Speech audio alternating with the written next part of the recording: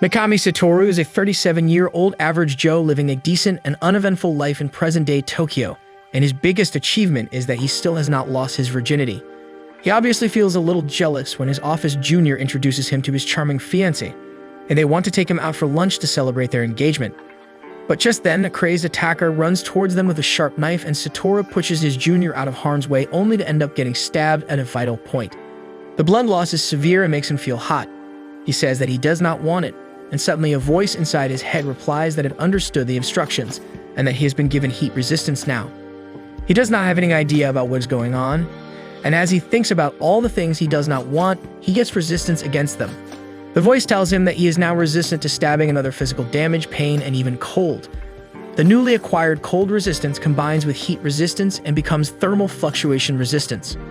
But as Satoru realizes that he is definitely going to die, he tells his junior to destroy the hard disk in his personal computer. Our dude has got his priorities straight. He still regrets that he was going to die a virgin. If he gets a chance to be reborn, he wants to be more aggressive and go after every girl he sees.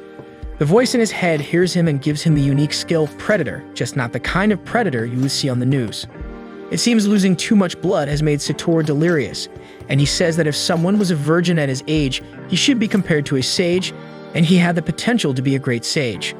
The voice hears him yet again and gives him the unique skill, Great Sage. Going by this logic, even I deserve to be called a sage. Where's my skill? Satoru finally has a moment to notice the voice in his head and tells it to shut up and give him a moment's peace. But he has finally lost the last bits of his HP, and now it is game over. But then a new life starts for him, one in a world he has no idea about. A world full of magic, monsters, mythic beasts, and things far beyond what he could imagine is around him. But right now, our hero cannot even see anything and wonders where he is. He wonders what happened. The last thing he remembered was hearing a voice in his head. And then he remembered that he was already dead. But that is not enough for him to lose his cool. The only time he panicked was when he crapped his pants in grade school. I had a friend who did the same thing, but in high school, and he did not return to school after that day. He is reincarnated as a slime and is in a cave right now, but it takes him some trial and error to recognize his fate because he has almost no senses except touch. The biggest clues to his condition are the fact that a plant just dissolves and permeates inside his body as soon as he touches it, and that his body is now formless, elastic, and bouncy. The moment he confirms that he is slime, he is quite dejected, but he gets used to it pretty quickly. His new body is quite convenient as he does not need to eat or sleep, but eats a lot of plants he can find around him, solely because there is nothing else to do. But he does not excrete anything and wonders where all the food is going. He gets an answer from the voice inside his head. It went into his limitless stomach, which was a part of his unique skill, Predator. He learns that the voice is the effect of his second unique skill, Great Sage, which is basically like his Alexa, and that is what we are going to call it. He learns about the skill Predator, using which he can eat anything, analyze and absorb its skills, and also mimic its appearance. He tests it out on the plants he just ate and learns that they were called the hippocute herb, which grows only in areas rich in magicules and was used as an ingredient in healing potions. Our hero asks the Great Sage, or Alexa, to explain magicules to him like he is 5, and she tells him that they were the magic particles that were the building blocks of all life. He arrives at the conclusion that he can store medicine potions inside his body, which Alexa affirms. So he decides to eat every last plant in the cave and store it to use later. He then finds a glowing rock called the Magistone ore, which is quite valuable, and eats it all too. In his eating spree, he loses balance and falls into a lake, only to find that slime can't float. But thankfully, the lake is not that deep, or he might have imploded. He has a clever idea and uses water as a jet stream to propel himself, and just by doing that, he acquires a skill to do just that. He loses control and launches himself straight towards an invisible barrier. He feels the impact, but no pain, and Alexa informs him that he has pain nullification ability, but will still get damaged from impacts. But then someone calls him Little One in a deep voice and asks him if he can hear him. The slime can somehow hear him, but he can't reply because he has no mouth. Even as the stranger asks him to say something, he cannot reply and insults him inside his mind, only to find out that the stranger could hear his thoughts. This dangerous-seeming stranger is furious and roars loudly, shaking the entire cave. But his rage turns into amusement when he realizes that the little slime could not see him.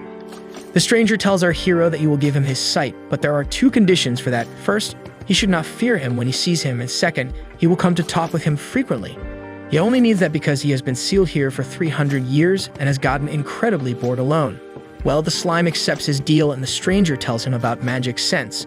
a skill he could use to detect magicules in the air. He gives it a try and can easily sense the magic, giving him the gift of vision. Alexa tells him that he has acquired the extra skill Magic Sense and explains that extra skills are much more powerful and efficient than normal skills. Now our hero can see the wonderful world around him, and he goes to check himself out in the lake to find that he really is slime. He goes back to see the stranger, and it seems that he's going to break the first condition of their deal right away. He is terrified as he sees a majestic dragon in front of him, who formally introduces himself as the storm dragon Veldora, one of the only 4 true dragons in this world. Veldora is curious about how a slime could have self-awareness and the ability to think. Was it a unique being with extraordinary abilities? Our hero tells the dragon his story of being reincarnated as slime. Vel tells him that it is unusual for anyone to be reincarnated into this world, as human souls are not strong enough to bear the stress of transportation. But it did not mean that people from another universe did not come here. They came here along with their bodies as otherworlders and gained special abilities when they reached here. Our hero is glad to learn that he might find some compatriots here, and he thinks he should go and find them. But since this makes Vel upset, the slime decides to accompany him for a little while longer. The dragon then excitedly recites his story. 300 years ago, he burned down a city by mistake, and a human hero blessed with divine power came and defeated him. Even though Vel underestimated the hero initially, she was powerful enough to defeat him, even when he was serious, and then she used a powerful binding skill called unlimited imprisonment to capture him here. The hero was a summon, which was different from regular otherworlders. It took 30 powerful mages to perform a ritual over many days to summon a warrior from another world who gained extreme power, and a curse was carved into the souls of the summons so that they could not go against their summoner. Our hero thinks that this is quite cruel, and learns that this world follows the principle of survival of the fittest. But then he thinks about how alone and bored he was just because he had not had a girlfriend for 37 years, and Vel was alone for 300 years. His boredom and loneliness were unimaginable. And so our kind-hearted hero says that they should become friends, and the dragon turns out to be its son deer. He first roars, saying how a mere slime can try to be friends with him, but then he blushes while saying that if he insists so much, it could be considered. Luckily, our hero has understood his nature. He tells Vel that he insists on being friends with him. They shake hands and become friends, even though it is embarrassing for them to talk about it at their age. Now that they are friends, our hero feels even worse about the dragon's imprisonment, and the latter is touched. He says that he has only 100 years worth of magic left before his power runs out and he dies, and he will be grateful if the slime can help him find a way out. Our hero does not have a solid plan, so he plays it by ear and tries to devour the unlimited imprisonment using Predator, but fails. Alexa starts to check for possibilities and arrives at the conclusion that if the prison could be analyzed from both inside and outside, they may have a chance to break it. Vel can't analyze it from the inside because his skills are sealed too, but he can still give the data to the slime. But that is going to take a long time, and our hero has plans to find more otherworlders. So he gives Vel a suggestion. He says he wants him to get inside his stomach. He is already taking their bromance to new heights. His plan is to use his skill as a predator to analyze the prison from the outside, while Veldora tries to break it from the inside. And since he will be in his stomach, he will not disappear even if the prison cannot be broken. Vel is quite trusting, and he thinks that this way to break the prison with a friend sounds more fun than waiting for things to happen. But before they can get to that, he wants to give his slime friend a name which will grant him divine protection. And he wants to get a name from him in return too, as that will be like a family name engraved on their souls to prove they are equals. Vel wants a cool last name, and since he is the Storm Dragon, our hero names him Tempest, which he feels is a fantastic last name and gladly accepts it. And then he names the slime Rimuru. They are now Rimuru Tempest and Veldora Tempest, friends and equals. As soon as our hero gets his new name, he undergoes a transformation, and even though nothing physically changed, he felt like something deep inside his soul changed. Now that he has a name, he starts the plan to free Vel from his unlimited imprisonment. He stretches and gobbles up the entire prison and gives Alexa the task of analyzing it. The disappearance of the catastrophe-class monster, Veldora, shakes the world. He was imprisoned in the Great Forest of Jura, which houses several countries, and Rimuru does not yet know of the chaos that is spreading there due to the sudden disappearance of his friend. Now Rimuru wanders around the cave trying to find an exit while eating all the ores and plants and storing them in his belly. He plays around with water a bit and gains the skills to swim and use it as a blade. And now the 3 water-related skills he has combined to become an extra skill, water manipulation. In this way, he gains many more skills. Like a wise man has said, fool around and find out. A few days later, he finds the first living creature in this cave aside from Vel. It is a monster called the Black Serpent, and even though Rimuru is scared initially, one hit of the water blade is enough to kill the snake. After that, he eats and analyzes it to gain its skills and the ability to mimic the snake. Even though eating a monster felt disgusting, Rimuru decided to hunt more of them to gather some useful skills. He fights an armored lizard, an evil centipede, and a black spider, and from the last one he gets the ability to use sticky threads and steel threads, which he uses to imitate Spider-Man and move around the cave with ease. Then he hunts a giant bat and gets the skill to use ultrasonic waves, which also gives him the ability to speak. And after many weeks of wandering the cave, Rimuru finally comes to a giant wooden door that is the exit. It suddenly opens, and he wonders if this is an automatic door, but that is not true. There are 3 adventurers here to scout the cave. Rimuru hides behind a rock and learns that they were here to investigate the increased activity of monsters after Vel's disappearance. He can understand them because of his magic sense and can even talk with them. But he gives up on communicating with them, fearing that they might turn violent. The party of the 3 adventurers turns invisible thanks to the scout's stealth skill, and as they go inside the cave, Rimuru leaves. Outside, he sees the open sky after weeks and wanders in the forest while thinking about Vel. He wants to gather many interesting stories to tell him when he gets back, and the beginning of a story arrives immediately. A group of goblins appear before him. They are armed and willing to fight, but more than that, they are scared.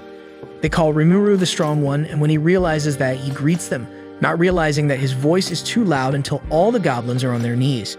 They say that they know his power and implore him to turn the volume down. Rimuru asks them why they were here, and their leader replies that they came here because they sense a powerful monster, and Rimuru does not understand they were talking about him until they clearly explain things.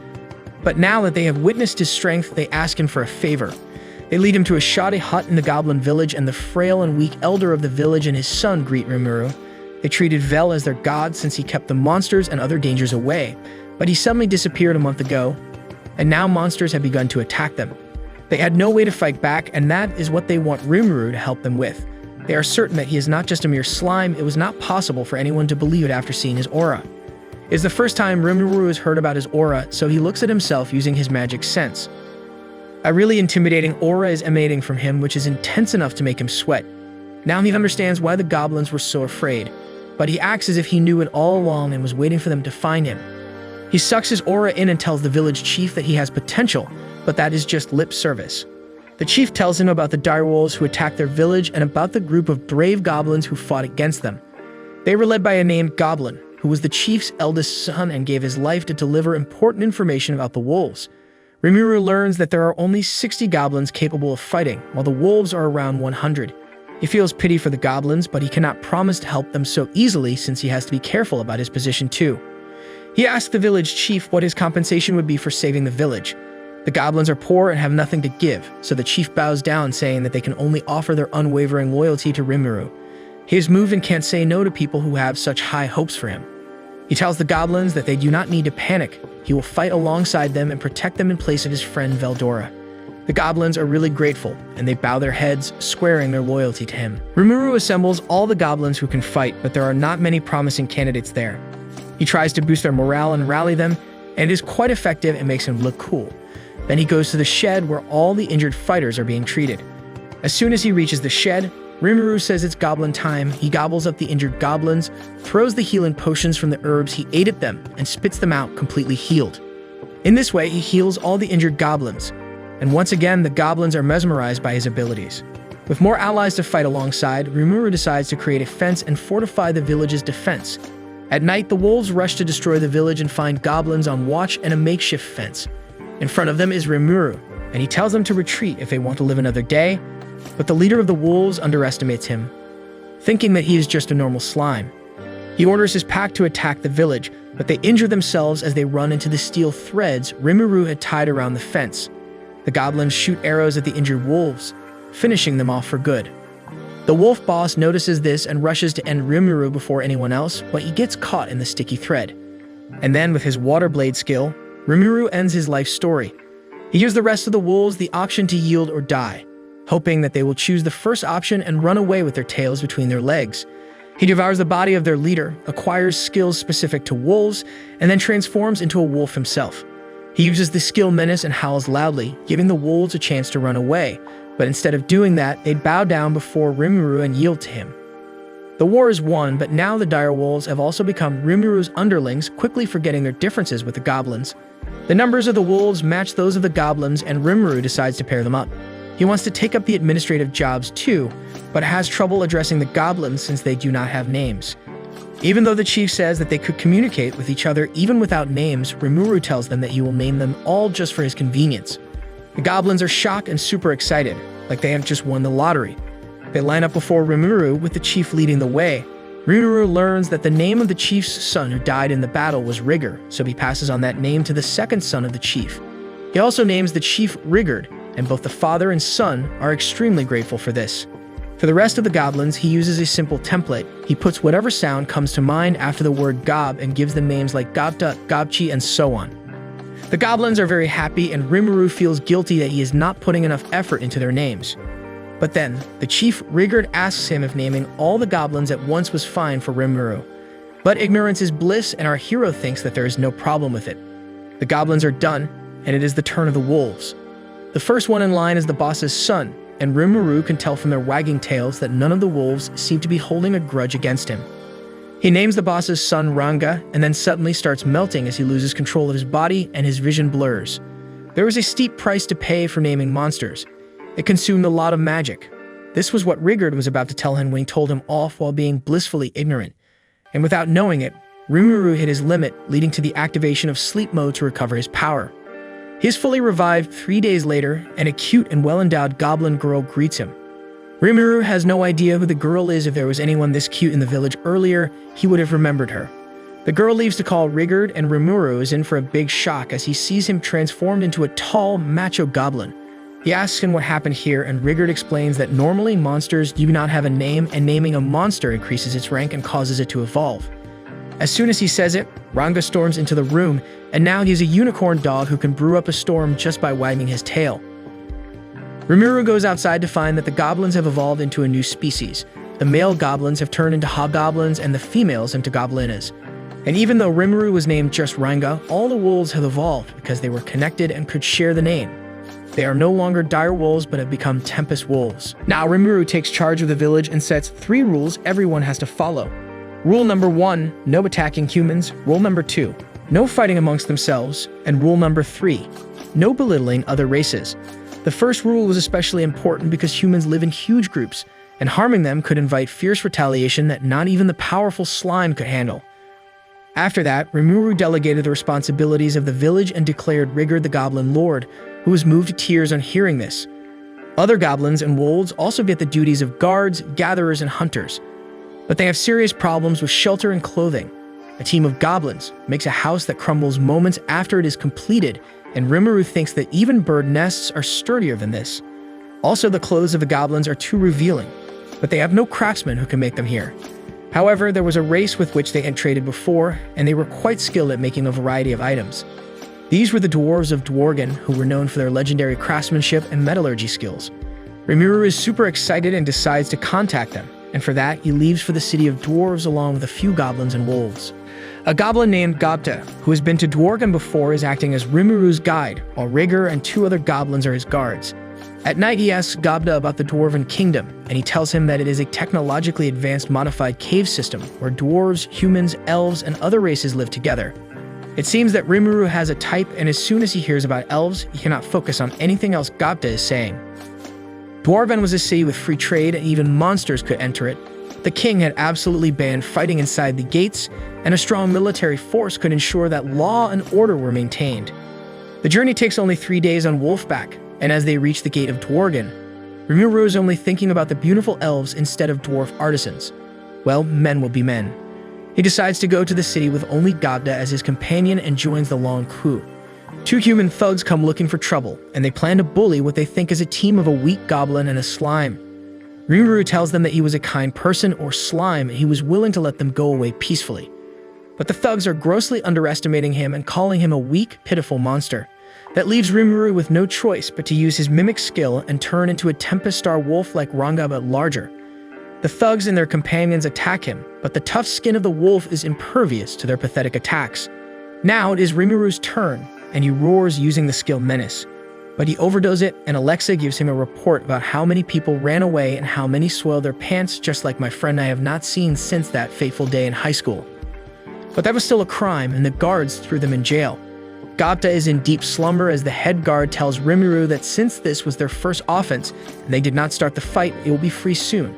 But then a guard comes and informs him of an urgent situation in the mines where a monster has appeared and some craftsmen are injured and stuck inside.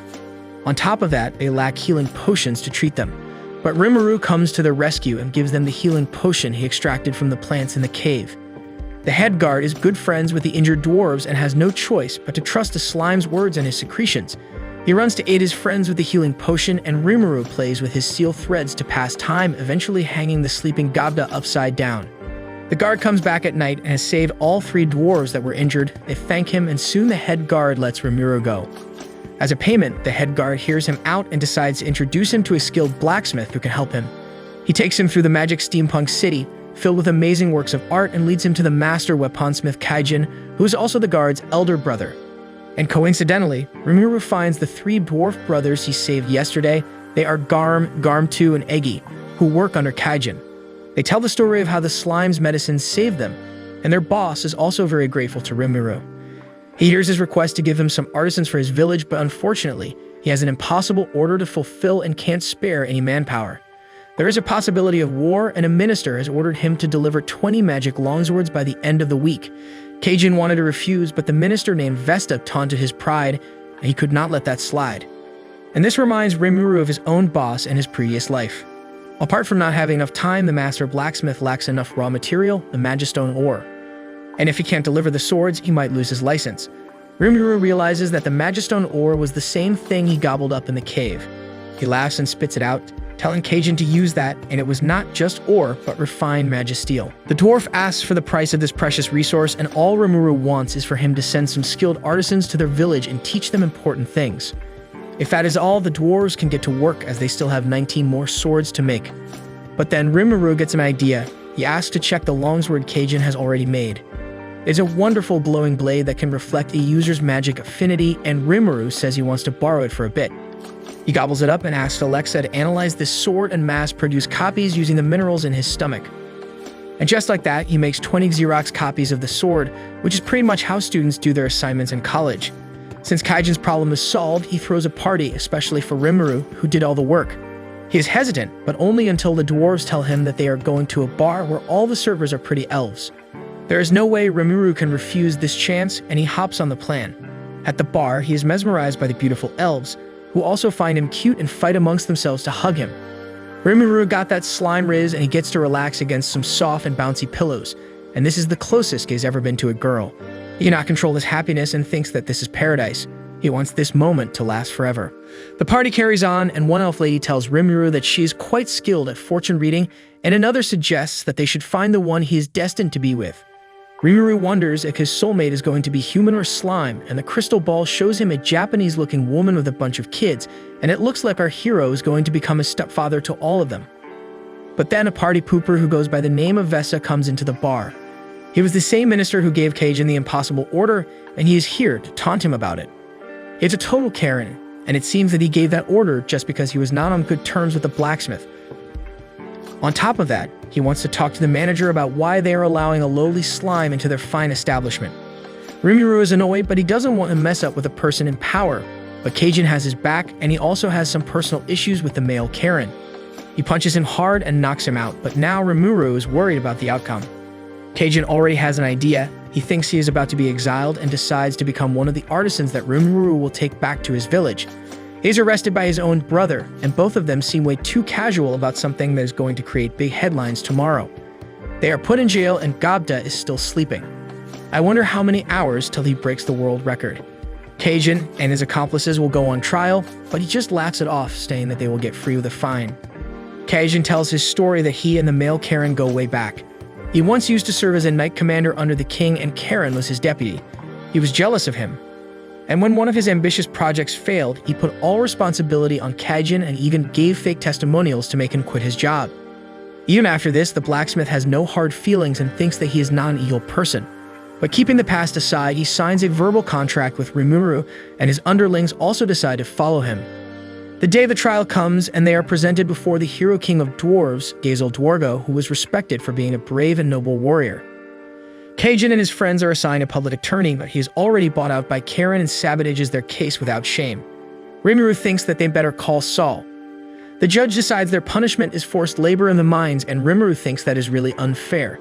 But then the king speaks to Kaijin and asks him if he would be interested in joining as a knight again. But he refuses, saying that he has already signed a contract that he will not break even if the king orders him. The king respects the master blacksmith and therefore changes the verdict to something that will only work out in his favor. He exiles Kaijin and his comrades, but doing that makes him sad too. And so Kaijin and the dwarf brothers are exiled, and they head out with Rimuru to the goblin village. But wait, Rimuru, I think you are forgetting something. It has been a few weeks since Rimuru returned from Dworgen with Kaijin and his group, who are now hard at work developing the goblin village. Kaijin is a blacksmith, Garm is an armorsmith. Garm too is skilled in fine crafts, and Eggy is an architect. Along with that, Rimuru was welcomed by 500 more goblins who had heard about him and gathered here for his protection. He initially wanted to turn them back, but when he asked Alexa, she told him that in the fight for dominance between the stronger species like orcs, ogres, and lizardmen, the goblins would be exterminated. So he took pity on them, took them all in, named them, and then slept for 3 more days to recover his energy. Also, Gapta became a teacher on how to summon wolves from the shadows. Because Rimuru left him hanging in the prison cell, he focused very hard, summoned his wolf, freed himself, and safely joined Rimuru on his way home. And Rigger got promoted to Goblin King with other goblin lords under him.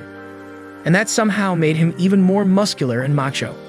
He is there to inform Rimuru about some intruders in the village. They were humans and most probably scouts for some powerful nation looking to expand its boundaries. But it turns out to be the party that opened the door of the cave for Rimuru in episode 2. And there is also a masked woman with them who is the only capable fighter in the group and takes out the ant monsters, chasing after them using her sword skills and fire magic. But she gets a sudden bout of weakness as the last remaining ant is about to attack her, and Rimuru comes to her rescue and fries the ant using his new move, Black Lightning. The woman's mask flies off, and Rimuru finds she is the one he saw in the crystal ball. She is his soulmate Shizu, a skilled warrior who does things at her own pace. Even though the adventurers are initially taken aback by a talking slime, they go to his village where they enjoy Rigard's hospitality.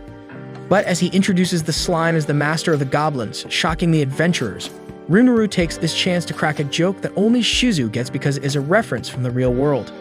They thank him and introduce themselves. The average-looking guy, let's call him Joe, is the warrior and the party leader. The blonde girl, Erin, is the wizard. And the third person looks really lazy, so we will call him Sloth. Joe tells Rimuru about the nearby kingdom of Bloomin, which was anxious because Veldora disappeared, so their guildmaster sent them here to investigate the great forest of Jura. He overshares quite a bit, but Rimuru is grateful for that information, and he also learns that neither the guild nor the kingdom should have any problem with them developing their own territory. It is nice to have guests, so Rimuru tells them to stay the night. In the evening, he finds Shizu alone and thinks that it is the perfect chance to ask her out on a date. They start talking, and he finds out that she is really from Japan and was summoned here during World War II when she was escaping with her mother from the air bombings. Rimuru says, "That's sad. Alexa, play Despacito." No, he really does not. He tells Alexa that he wants to do something to cheer her up. He uses thought communication and shows her how Japan has developed since the Second World War. She is really happy, but then she gets another stroke and puts her mask back on. Before Rimuru can ask anything, Kaijin comes to take him for some important consultation and teases him all the way. The next morning, Rimuru finds Shizu at the same spot as yesterday and asks her if she likes their village and says that she is welcome to stay here as long as she likes. But she really has to go on a journey to find the man who summoned her and ask him some questions. Other than that, she might cause the villagers many difficulties they will have no idea how to deal with. Rimuru and others are waiting to bid them farewell, but the girls take much longer to get ready than the guys. Some things do not change no matter which world you go into, huh? But then Shizu starts behaving strangely as the strokes she suffers get more intense. She groans and writhes in pain, and then her mask cracks, releasing something powerful concealed inside her. A pillar of fire creates smoke clouds that cover the entire sky, and Shizu starts levitating like she's being possessed by a ghost, and then she explodes and strong flames surround her. Only now do the adventurers realize that her real name is Shizu Aizawa, a hero famous as the Conqueror of Flames. She was ever peak 50 years ago and was supposed to be retired. So our hero fell for a grandmother, but jokes aside, it appears as if she can no longer control her flames, so Rimuru tells Rigard and Rigger to evacuate the villagers. He also orders Ranga to be on standby as they are going to fight soon. As her mask finally falls, Shizu loses the last bit of sanity she was holding on to and transforms into Ifrit, the greater fire spirit that was actually the source of her power. The adventurers think that this is their end, and they have good reason to believe that. Ifrit summons 3 flying salamanders, and they burn down the village that Rimuru and his friends had just built. He tells the adventurers to run away too, but they stand proud in front of danger, willing to put their lives on the line to save their friend and the legendary hero Shizu from the spirit possessing her. Before the fighting begins, Rimuru asks Ifrit what he wants, but he is the type to talk with his fists and attacks him. He tries to counterattack, but his water blade evaporates even before it touches him. The adventurers are holding their own against 1 salamander, and Rimuru summons Ranga as he tries to dodge the remaining 2 and take them down. His water blade is useless, and using larger amounts of water could cause a huge steam explosion that would destroy the surrounding areas along with his enemies, so that is out of consideration. But he notices that Aaron's icicle lance is damaging the salamanders, and Alexa tells him that magic attacks are effective against spirits. Rimuru has an idea, and he asks Aaron to shoot an icicle at him. She is hesitant but does as he says, and then Rimuru devours the icicle, analyzes it, and gains the ability to use it. He goes 1 step ahead and evolves the attack into an icicle shotgun, taking the 2 salamanders down in one powerful move. The remaining salamander decides to become a suicide bomber and blows himself up in front of the adventurers, and Joe somehow blocks that attack from harming his friends. But now they are all out of commission, and Rimuru orders Ranga to take them to safety. Now that Rimuru is alone with Ifrit, he can fight without holding back. The fire spirit starts off by summoning flame clones and creating a lava field around Rimuru to melt him. He gets rid of the clones using an icicle shotgun, but he is already standing in Ifrit's trap, who uses the attack flare circle. That is a powerful attack, and Rimuru panics, thinking that his short and wonderful life as a slime is going to end soon.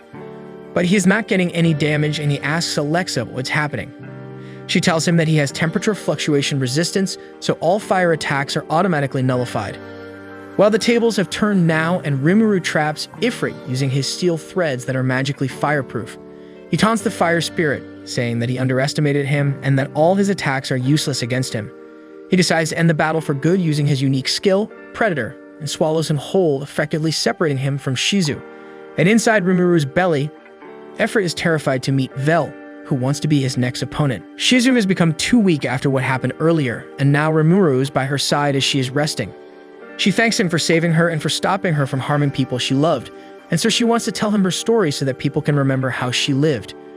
She starts from the day when her village was on fire and she was running away with her mother, when the flames suddenly surrounded her and she found herself in front of the demon lord Leon, a powerful man with a cold and cruel gaze. He thought she was dead and deemed her a failed experiment. But seeing she was still alive despite suffering 3rd-degree burns, he thought she had compatibility with fire, and so he summoned Ifrit and made him possess the girl's body. Leon immediately got to test his new weapon as a foolish birdman dared attack him to become a demon lord himself. On his command, Ifrit took control over Shizu's body and burned the bird till no traces of it remained. Leon was impressed and decided to change her name from Shizu to Shizu, and she became his loyal aide, not that she had much choice in the matter. She also had a friend in the demon lord's residence, a fellow summon like herself, and they found and adopted a golden fox cub. Things were going smoothly until one day her friend decided to take the fox pup into the residence, and he growled at Leon. Thinking of the pup as a threat, Ifrit took control over Shizu, and she turned the pup as well as her friend into ash. And when she realized what she had just done, the little girl was scared for life. But she continued serving the demon lord as his closest aide for years until one day the hero attacked and Leon fled, leaving Shizu as the rear guard. She fought the hero but lost very easily, and even though the hero could kill her easily, she did not do so. Instead, she offered a free therapy session to Shizu and told her that everything was alright now. The emotion she had lost came back to her, and she started crying as the hero decided to adopt her. She also gave Shizu the mask, which was capable of boosting her resistance and even suppressing the spirit of Ifrit inside her. Thanks to the hero, Shizu learned more about this world, and thanks to the mask, she learned to use Ifrit's power to some extent and became a hero herself, while trying to help those in need. But then one day, the hero suddenly disappeared without a trace and just told Shizu that they would definitely meet again someday. To fill the void in her life, Shizu decided to help everyone more, and people started calling her the new hero. But after doing so for decades, she grew old and found it difficult to suppress Ifrit, so she retired and became a school teacher for kids from other worlds in the kingdom of Ingrassia.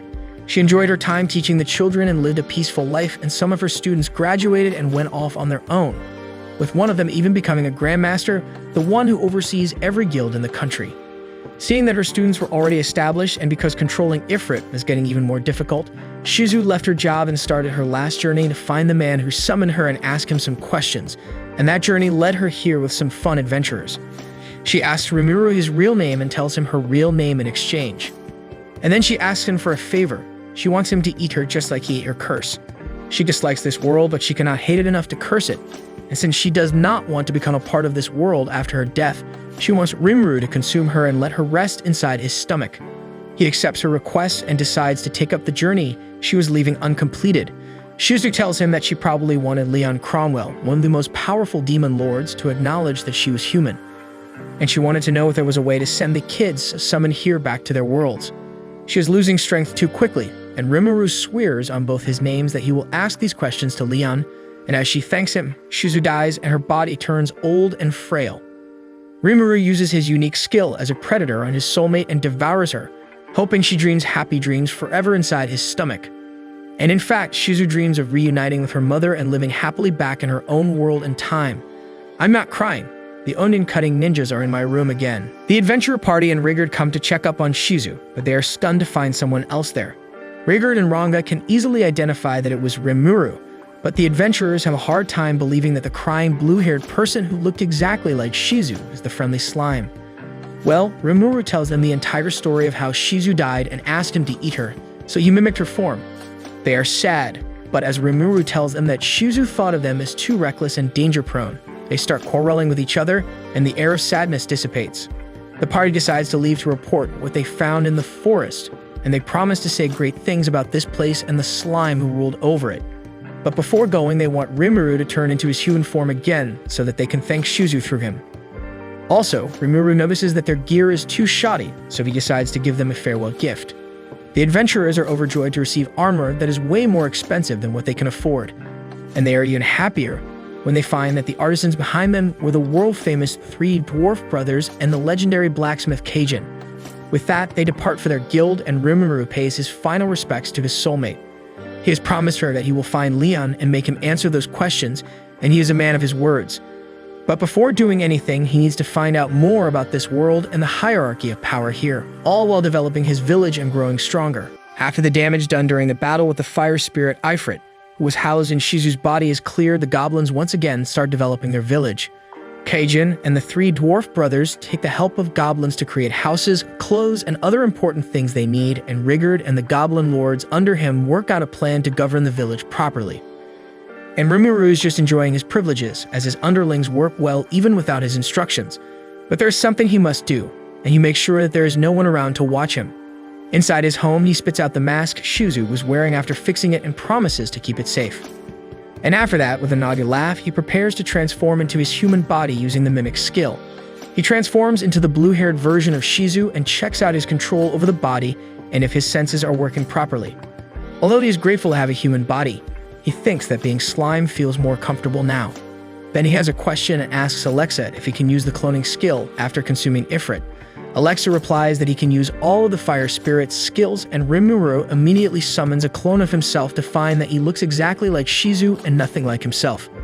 He is pretty, but there is a confusion in his mind about being a boy or a girl, and now he thinks having a little peek at his own body won't hurt anyone. But rather than seeing anything good, Rimuru is shocked to find out that he is completely genderless. That was to be expected since he did not have a gender as a slime. Well, he understands his situation, and as he gets dressed, he asks Alexa what the black smoke was when he created his clone. She replies that the black smoke was produced when using magic to create something larger than your size, and that gives Rimuru the idea that he can create an adult version of himself too. So he does that and finds that he is going to look like a handsome man when he grows up. And since he can also freely control his body, he tries to make it masculine and feminine and stops just before seeing anything. Despite being a virgin for 37 years, he still has enough control over himself to not look at an adult female version of himself that would look exactly like Shizu. But this is true gender fluidity, and if any woke dude tries to lecture you about being gender fluid, ask them if they can do this. After that, Rigard comes to give him a report, and as they talk, Rimuru realizes that since he is a human now, he has a sense of taste and can eat delicious food. He has not tasted anything since his reincarnation, and he can only think of the menu as he takes a tour of the village and meets Rigger, Gapta, and the others in the hunting party. He tells them to hunt some tasty animals since he's going to eat with them. And the surprised Gapta looks at Rimuru's chest and asks if they will also get bigger if he eats a lot. I can't blame him for thinking that, but he gets a roundhouse kick that sends him flying. Rigger promises to discipline Gapta, but he says that there was no shortage of prey as wild beasts were coming towards this area a lot recently. He thinks that this was because of the seasonal migration, but Rimuru has some doubts, and he decides to send Ranga along with the hunting party in case they need extra power. Meanwhile, he goes to the cave where his friend Veldora was imprisoned to test out the skill Degenerate, which he got by devouring Shizu. By Degenerate, he is not referring to us. It was a skill that could combine different skills to create new ones or disintegrate them into smaller skills. Since it was precious to Shizu, Rimuru decides to make good use of it and receives an extra skill called Black Flame, which seems quite powerful and awesome. Also, the mask she left behind had the power to suppress magic, and when Rimuru puts it on, Alexa tells him that the faint aura he was emitting had been completely suppressed and he would look just like a human to anyone. But then he receives a telepathic message from Ranga, and it seems that there is an emergency. Rimuru runs to the forest to see Gapta being slashed by a white swordsman, and the other goblins and wolves are already lying unconscious on the floor. There are two horned men standing before him. One is red and the other is white, and Rimuru has no idea about them, so we will call them by their color for the time being. As he moves towards the two attackers, he finds Ranga fighting two others of the same kind, but as he is about to get close for a big attack, a wall of blue fire cast by yet another girl of the same species, who we can call Pink, stops him.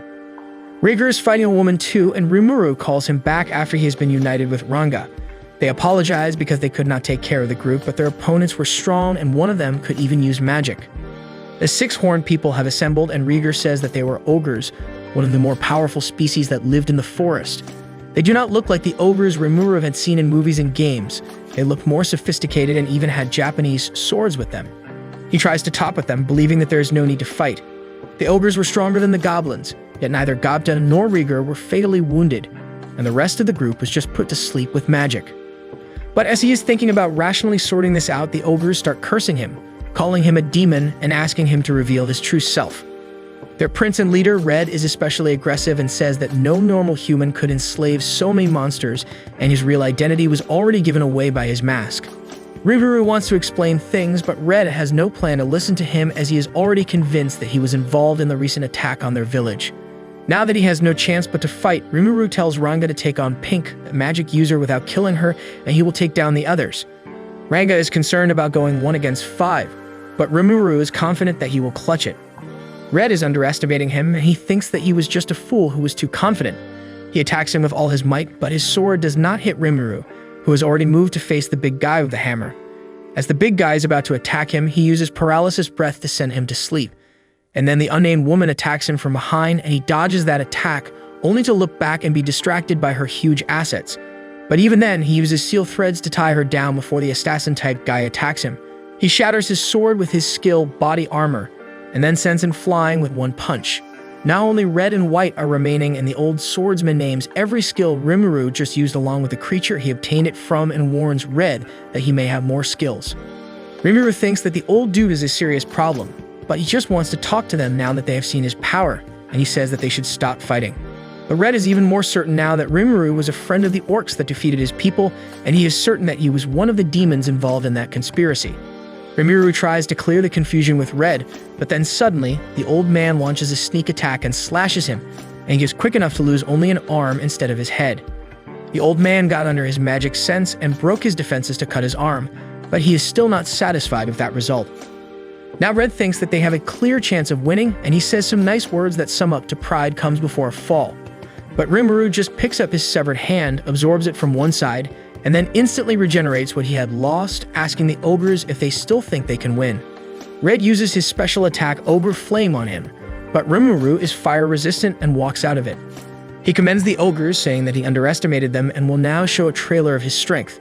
He takes off his mask and releases his terrifying aura before showing off his newly found skill, Black Flame. He releases a tornado of black flame, shocking everyone, and the pink says that the flame was being created from his own power, and the size of the flames tells the size of the man. It is black. Of course, it would be huge. But Rimuru is not satisfied with just this, and he shows them another one of his skills, his black lightning to crush a huge stone. He asks the ogres if they are scared now or if they still want to fight, and Red appears to be nervous now. White asks him to take the princess and run away while he stays back and takes care of this. But Red is the leader and he does not take orders from anyone. He admits that he is no match for Rimuru, but as the leader of the ogres, it is his duty to avenge his fallen people, and so he will fight to death even if he has no chance of winning.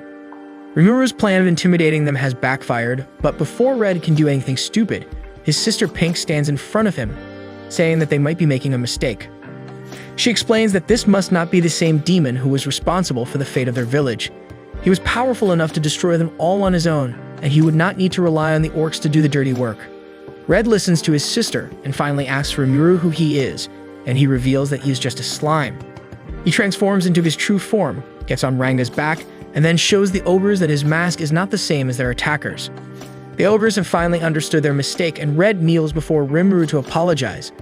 The matter is sorted out, and the slime invites the ogres to come to their village and join the feast they are throwing tonight. They have their reservations, but he replies that since no one was fatally harmed, it was all good. After taking care of his injuries and hunting for the feast, Rimuru headed back to the village with the ogres and the goblins.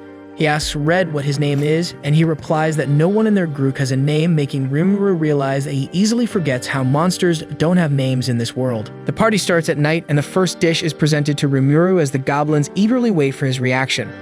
And as he takes a bite from a dish that looks like a kebab, he is greatly pleased and happy. This was the first time he had tasted anything since coming to this world, and he thinks that life is finally worth living now.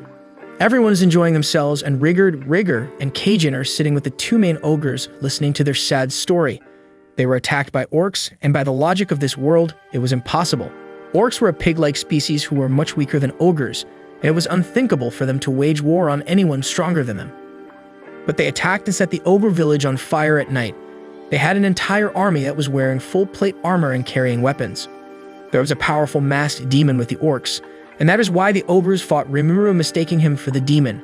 The greatest possibility was that the orcs had become allied with the demon lord, and the outcome was that out of 300 ogres, now only 6 remained. Rimuru has also heard of all this, and he comes to the group to ask Red what he plans on doing now.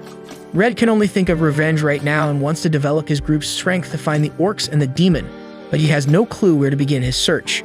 Rimuru realizes that the leader of the ogres has no plan, and therefore he puts forth a suggestion. He asks them if they would be interested in becoming his subordinates. He plans to provide them food, clothing, and shelter at the very least, but Red asks if allying with them would not put the goblin village at risk. Rimuru replies that this was another thing he was thinking about. If thousands of orcs were attacking villages, it was possible that they would come to their village sooner or later. That is why increasing their numbers and fighting strength was key to the survival of the village, and Rimuru plans to fight alongside the ogres in case of any danger. Red says that he will need some time to think about it and heads into the forest to find the correct answer, as his clan's fate depends on his choice. The next morning, he visits Rimuru's house and says that ogres are a warring species that have no problem working for someone stronger, and on the condition that they will be free to choose their path after defeating the leader of the orcs. Red decides to take up Rimuru's offer and become his subordinate. Rimuru also thinks that Red was putting himself in a tough spot by making this decision, and he wants to make sure that he does not regret it. So he calls all the ogres to his room so that he can give them names that will be proof that they are his subordinates.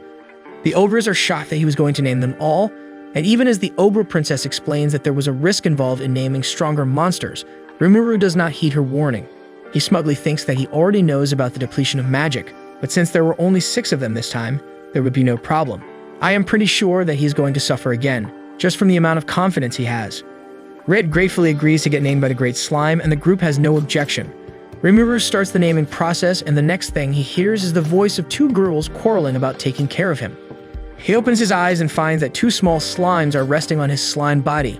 He is still half asleep and asks the girls who they are while trying to figure out what happened. Suddenly, the ogre prince greets him and informs him that he has evolved into a Kijin after being named Benamaru.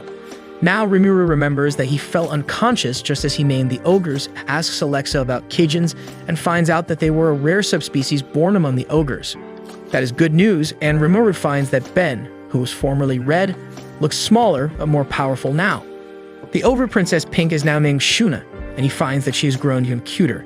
The ogre woman holding him is Cheyenne, and he already likes 2 big things about her personality. Behind Ben is the old white man who cut off Rimuru's hand. His name is Hakaru. He also looks quite younger now, And then there is Sui, the assassin.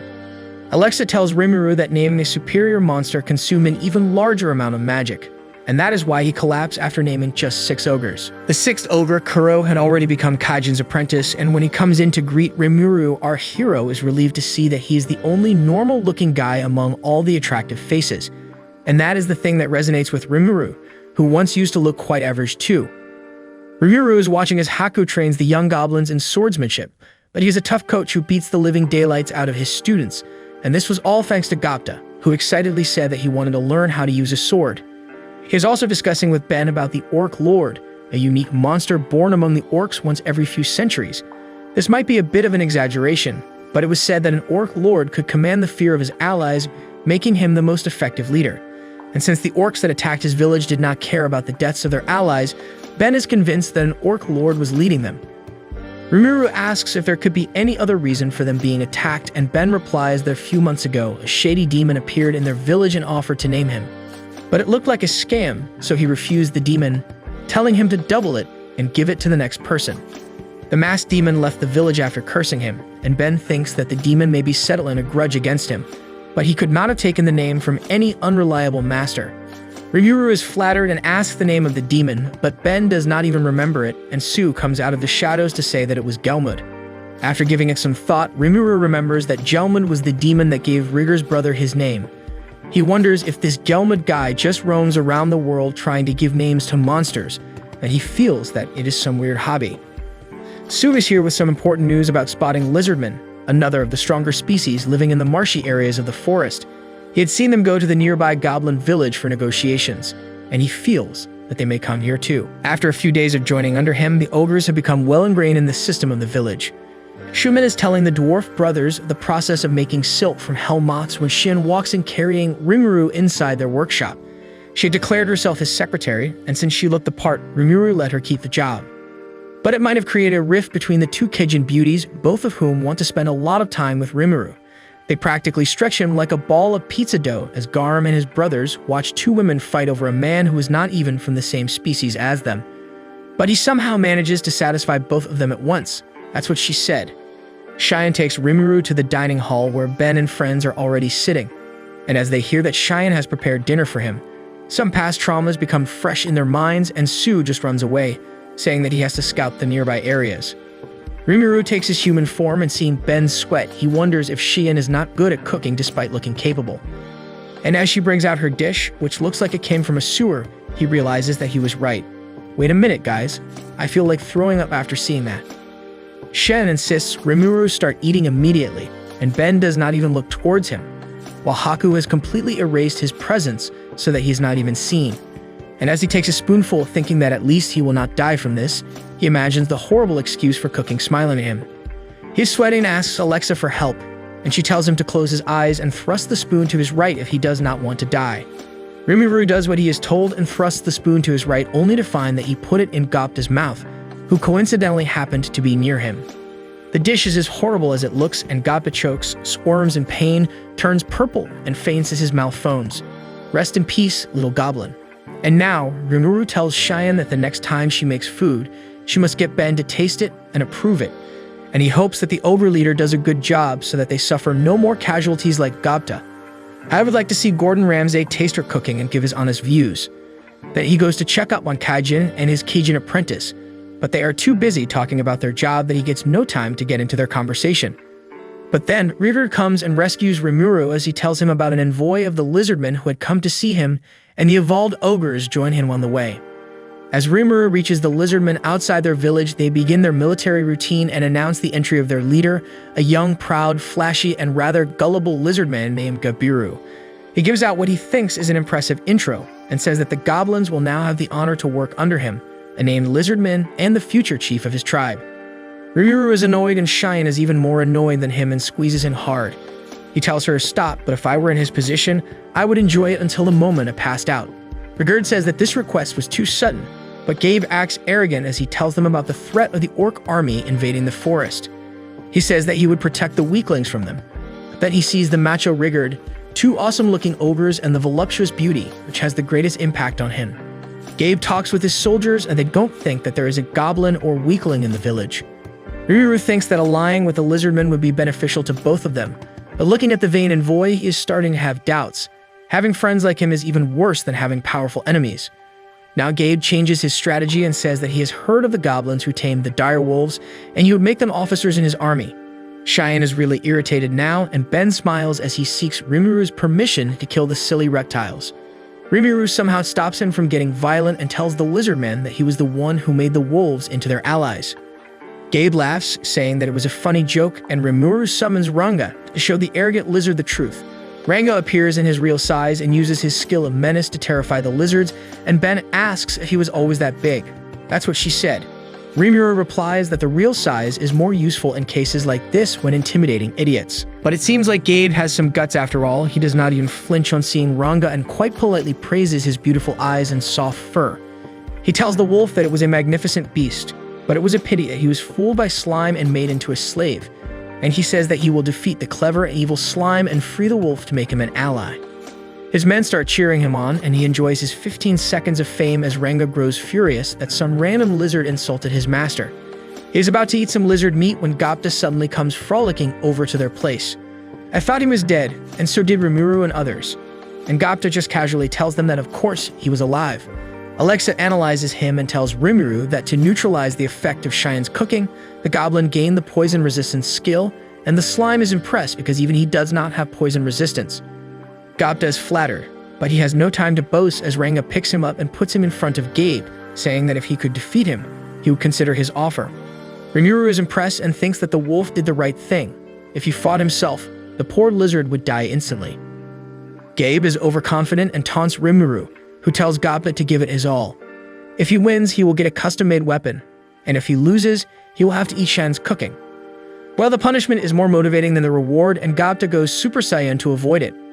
The warriors get ready to fight, and Gabe says that lizardmen are descendants of dragons, and they will never lose to mere hobgoblins. But while he talks, Gapta does not waste a moment to launch his spear at him. Gabe barely dodges the spear and counterattacks, but the goblin is nowhere to be found. And as the lizard wonders where he went, Gapta emerges from his shadow and kicks the back of his neck, knocking him out. I didn't see that coming, but neither did the lizard nor Rimuru.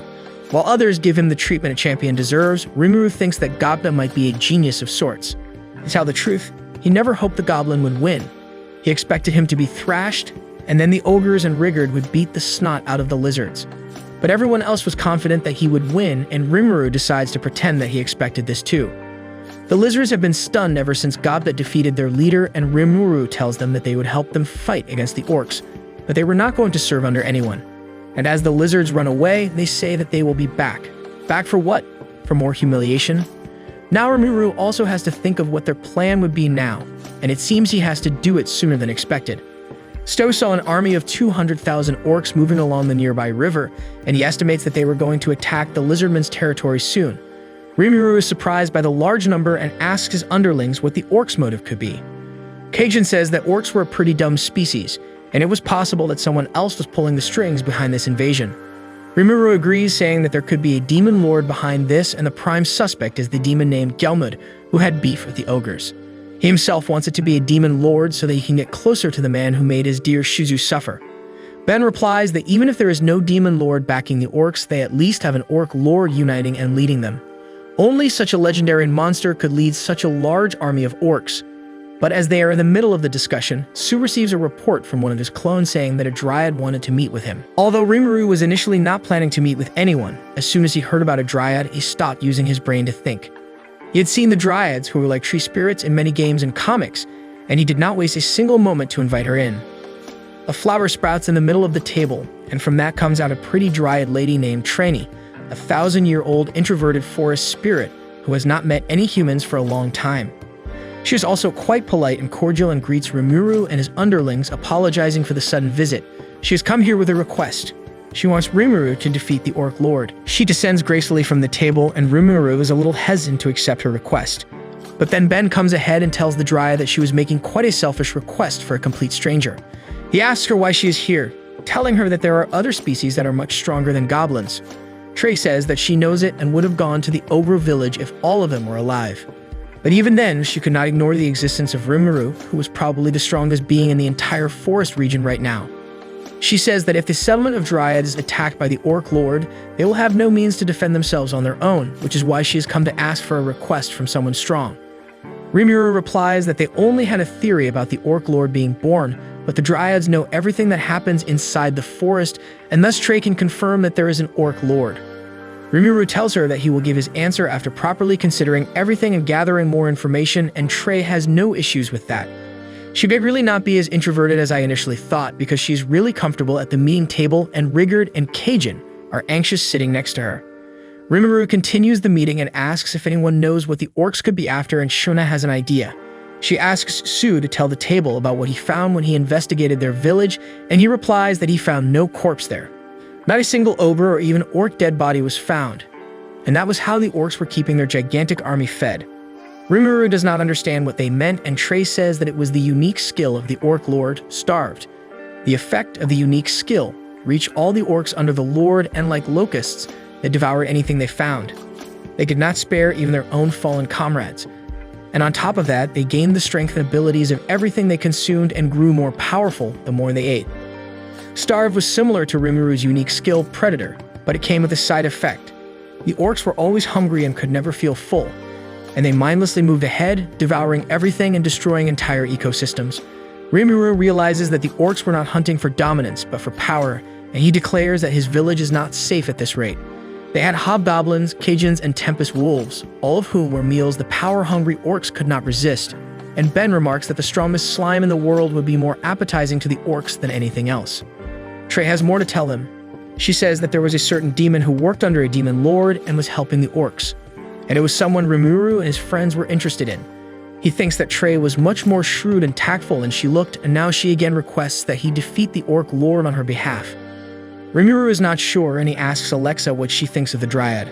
Alexa says that the Dryads were the guardians of the forest and were known to pass divine judgment on villains, so Trey can be trusted.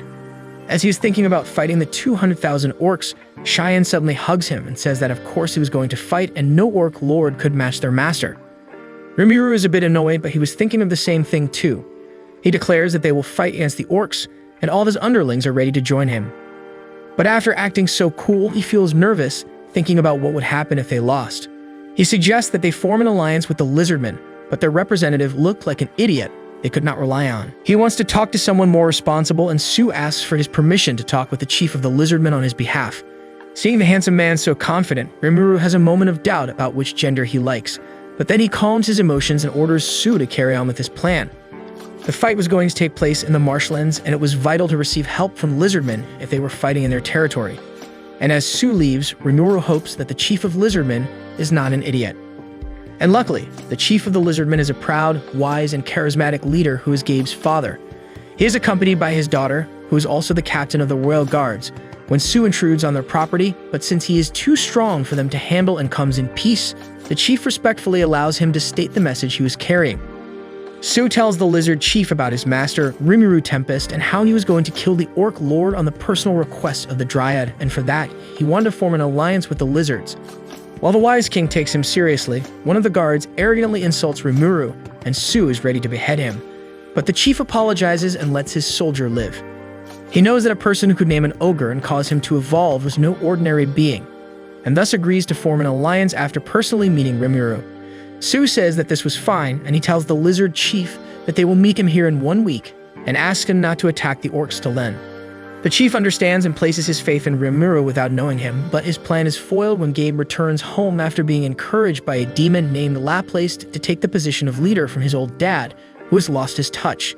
And being really gullible, Gabe does just that, placing his dad and sister under arrest and deciding to wage war against the orcs as the leader of the Lizardmen. But the problem is that he has no idea about the real horror of the Orc Lord's power. Rimuru and his team ride to the marshlands to aid the Lizardmen in the war against the orcs. Among his companions are Ben, Haku, Cheyenne, Sue, and Ranga, as well as the Goblin Riders with Gobta as their captain. They have left Rigard and others back at the village to flee in case they lose. As they are riding, Sue informs Rimuru that he has spotted the captain of the Lizardmen Chief's guards fighting against a group of orcs, and he asks him for instructions. Rimuru asks him if he can win, and the handsome Kijin has no doubt about his ability, so he gets the go-ahead. Rimuru tells his fellow riders that they are going to join Sue in battle, but by the time they reach the site, all the orcs are dead and he is tending to the lizard women. She is seriously injured, but Rimuru heals her using his magic potions and then introduces himself. As soon as she hears his name, the lizard girl bows before him, begging to save her father and her brother Gabe. She explains that Gabe had staged a rebellion, taken the throne of the chief, and was now fighting an all-out war against the orcs. But he was an idiot with half-knowledge who did not even know about the true power of the orc lord. She begs Rimuru for help, and Cheyenne gets to her first, saying that since she recognized how great their master was, she definitely had potential. And before Rimuru gets a chance to say anything, she has already accepted the job request on his behalf like a secretary would. He acknowledges the chief's daughter as his official representative and forms an alliance with her on the spot. Rimuru orders Sue to rescue the lizardman chief, and it seems that the handsome ninja has more skills that can make his boss jealous. With that, Rimuru rides off with the rest of his soldiers to the battlefield, where Gabe turns out to be a surprisingly good leader. He uses a guerrilla warfare technique where the lizardmen take advantage of their superior mobility in the marshlands and ambush the orcs. But as he orders his soldiers to return, Gabe is horrified at the sight of orcs eating their dead comrades. That increases their strength, and soon they are able to drag down the lizardman and consume him too. Gabe orders his men to immediately retreat, but they are surrounded on all sides by the orcs. The orcs are moving really fast now, and then he notices that they have webbed feet and scales just like lizards. The other lizard soldiers report that this change happened just after they ate the lizard soldier, and now Gabe understands the hard situation he is in. But like a good commander, he takes charge of his army and tells them to maintain a close formation while keeping the goblins that had allied with them in the center. He ignites the confidence of his soldiers even as the menacing horde of orcs comes closer. But then they all stop, and a huge armored orc with a terrifying aura steps in front of them. Gabe thinks that he is the orc lord, and he challenges him to a duel. But the orc replies that he is only an orc general and far inferior to the orc lord in terms of strength. Now the lizard chief is nervous as he wonders what kind of monster the orc lord would be, but he still proudly takes up the offer to face the general one-on-one. He is weaker than the orc general, but still manages to fight well with the help of his father's trident, the vortex spear. But the orc has a far more terrifying skill set than him, and Gabe barely dodges his attack. His men cheer him on, and Gabe fights back with terrifying intensity, managing to surprise the orc general, but still failing to land a decisive blow. Now he has lost all his strength, and as he is on the ground, the orc general strikes down to kill him. But Gabe's life is saved by Gobta, who comes and fends off the attack of the orc. Gabe thinks that Gobta is actually the leader of the hobgoblin village, as he still cannot accept that he lost to just an ordinary hobgoblin. Gobta thinks that the lizard has gone crazy, but there are more important things to deal with now. He and Ranga are here to help the lizardmen fight against the orcs on Rimuru's order. The orc general is arrogant and tells them that if they stand in his way, he will take them out, but before he even completes his sentence, giant explosions of black flame rattle the battlefield and defeat thousands of orcs at once. That was Ben's doing, and he was getting revenge on the pigs for destroying their village. And Rimuru is just watching his underlings create havoc from the sky and getting amazed at the power they have thanks to him. The orc general thinks that no matter who came to help the lizards, they were no match for the orcs. And in his confidence, he makes the mistake of insulting Rimuru before Ranga, who decides to show the orcs his real power. He unleashes his wide-range attack, a powerful thunderstorm called the Death Storm, showing why he was a Tempest Wolf. Black tornadoes pick up and fling the orcs to their deaths, and the orc general is turned into dust with one hit of black lightning. And then Ranga evolves into a Tempest Star Wolf and gets an additional horn. He taunts the orcs that this is the power of his master, whom they dare to mock, but there is only dust and ash in front of him. On the other locations in the battlefield, Ben is spamming the giant attacks like he has limitless magic, and Haku is slashing his way through the hordes of orcs like he is mowing his lawn on the Sunday morning. And with just one swing of her sword, Cheyenne creates a small canyon on the battlefield and cheerfully waves to Rimuru, hoping he likes it. Rimuru thinks that having the Kijins by his side was a great advantage, and he wonders what Sue is doing. He has also completed his mission and rescued the lizard chief and killed all the orcs in his way, and the way he does it makes every lizard's jaw drop. He even threatens the man behind the orcs, who is watching him through a crystal ball, that after his pig servants are done, he will be next. Now that most of the orcs have been killed, a final boss comes out, and Rimuru identifies him from a distance. The orc lord is as big as the generals, and his catchphrase is, "I'm hungry. If you are hungry, grab a Snicker, my man." And as Rimuru puts on his magic-suppressing mask, he swears to end the orc lord quickly. But as he prepares to get down, he hears a missile coming towards him and dodges it. It was not a missile. It was a person, the demon Gelmud, who wears a cheap-plate doctor mask and is like a frustrated elementary school teacher whose students don't listen to him. He lashes out at Rimuru, asking him and his underlings how they dared disrupt his plans and stop the birth of a new demon lord that he could control. He spent all of his time roaming the forest, giving names to all kinds of monsters and sowing the seeds of becoming a demon lord in them so that he could create the ultimate pawn. The Kijins are furious that this was the reason Gelman approached them and later destroyed their village. But before they can confront him, Gabe exclaims upon seeing the guy who named him. He does not know anything and thinks that Gelman was here to help them. But when the demon calls him an idiot and tells him to get eaten by the Orc Lord already, he's left speechless. Gelman orders the Orc Lord to stop wasting time and gobble up everyone, but the Orc is curious about the whole evolving into a demon lord business. The frustrated demon explains to him that the Orc Lord would turn into an Orc disaster after becoming a demon lord and would rule the forest. That is what he and his boss want. And even though Gelman was told not to interfere with the fight, he thinks he has no choice and attacks Gabe, who survives because his loyal soldiers shield him from the attack. The lizard starts crying at the sacrifice of his friends, and Gelman attacks him with an even stronger attack, telling him to become nourishment for the Orc Lord and be helpful once in a while. But Rimuru stands before Gabe and consumes the attack using his predator skill. He then taunts the masked demon, saying that he couldn't kill a fly with that attack.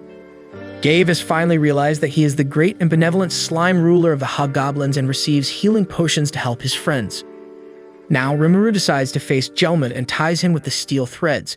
His opinion of Gabe has improved and he hits the demon a few times on his behalf too. Gelman calls himself a superior demon, but after a few hits he changes his arrogant tone and starts threatening Rimuru that his boss will not tolerate this. Rimuru asks him to tell him the name of his boss so he can beat him down too. Gelman has no response to this and runs to the Orc Lord for help. He calls him by his name, Geld, and tells him to help him. The Orc Lord remembers the moment Gelman named him and he slowly starts walking while the demon rejoices, thinking that now his lackey would do the fighting. But instead of that, the Orc Lord kills and eats him to satisfy his hunger. It seems Gelman's plan will succeed after all, as after eating him, Geld transforms into a demon lord just like he wanted. He won, but at what cost? Geld has become the demon lord Orc Disaster, and now Rimuru cannot just sit back and watch. He has to kill the Orc before he really brings a disaster on the forest. But before he can get a taste of battle, the Kijins attack the Orcs to settle their score. Cheyenne attacks first, and she is just a decoy for Haku to take the Orc Disaster's head. But even that is not enough to take him down, as he attaches his head using some mucus-like fluid, and a healing power would put Deadpool and Wolverine to shame. The Kijins have not given up yet, and Sue encloses Geld in a prison of threads, while Ben uses his Hellfire to take him down. And to finish things, Ranga uses his Black Lightning attack and runs out of magic with that. But it seems that even after all those powerful blows, Geld has only been slightly injured. As Rimuru and his subordinates are shocked at this, they witness one of Geld's generals offering his body to him, and he consumes it to gain more power and heal from the burns he just got. He is still not full and uses the attack he got after consuming Gelman to kill everyone in his sight, but Rimuru consumes it yet again. And then he tells everyone to leave the fight to him now. And even after saying that he is going to rely on someone else to fight his battle, he tells Alexa to defeat Geld, and she takes over his body, initiating auto-battle mode. So the Great Sage is not only Alexa, but she is also like Iron Man's Jarvis, and it seems she is more capable at fighting than Rimuru, as she dodges the attacks of the Orc Disaster and inflicts a wound on him using the Black Flame so he does not even regenerate. He notices it too, and he tears off his own arm to regenerate it from his shoulder. Geld gets on the offensive now and attacks Rimuru from all sides, yet thanks to Alexa, he easily devours his attacks and then lets him capture him. That was done to activate the skill Flare Circle he got from Ifrit. That does some damage to Geld, but he quickly achieves immunity to fire attacks, and Rimuru tells Alexa that he will take over the fight now and consoles her so that she does not sulk at him like an upset girlfriend. He then tells Geld that he would have been lucky if he got burned to death, because now he will face an even more terrible death. He says that he has acknowledged the Orc as an enemy and will take him seriously now. Geld laughs, saying that there is nothing he can do and that he is going to be eaten now. But Rimuru tells him that he was going to consume the Orc before it got the chance to consume him. He reveals his true nature as a slime and covers Geld's body, telling him that he was not the only one who had a great hunger. They enter an eating contest where the one who eats his opponent first wins, and it soon becomes a fight between Rimuru's predator and the Orc's healing abilities. Everyone watches as Geld struggles against Rimuru, and as he is being devoured, Rimuru can see his memories of the events that led the Orc here. Before being named, Geld was the chief of an Orc tribe. A severe drought in his region, and to feed starving children, he went so far as to sacrifice his limbs for them because he could grow them again. Even as his eldest son requests that he stop harming himself, the orc leader says that he will always grow back the parts he lost, but the children who were just born should not be left to die. And then he departed for the great forest of Jura to procure any food he could for his starving people. But he starved on the way to the forest, and as he fell unconscious, Gelmud approached him, offering him a name and food. Despite the risk that he was just being used, Geld took his help. And now he tells Rimuru that no matter what, he cannot be consumed for the sake of his own species. But Rimuru has already won the battle outside, and he tells Geld that he has lost and will now be eaten. Geld resists, saying that if he dies, his people will have to bear the burden of his sins. He cannot allow that to happen, and he will take on the entire hunger of his people just so that they do not starve. But Rimuru tells him not to worry. He will devour his sin and those of his people too. Rimuru has completely consumed Geld, and before he is turned into nothingness, he shows the orc a vision of a land of plenty, with the laughter of children being heard in the distance. Geld gets on his knees and weeps as he thanks Rimuru for eating his sins and finally satisfying him. "You have my respect, Mr. Geld." Then, Alexa tells him that all signs of Geld have vanished, and Rimuru releases his giant slime form to turn into a human once again. Just as the orc disaster has eaten the effect of unique skill, starved, his people vanishes and they turn into normal orcs once again and stop their invasion. Everyone cheers for Rimuru, and even the orcs are glad that their king has been freed from his curse. Now that they have defeated the common enemy and the condition of their contract is satisfied, Rimuru tells the Kijins that they are free to choose their own path now. But they have grown fond of their master and tell him that they will serve him until their deaths, and it would be the greatest honor of their lives. That's it for this video. Make sure to like and subscribe for more videos and watch this next video on screen.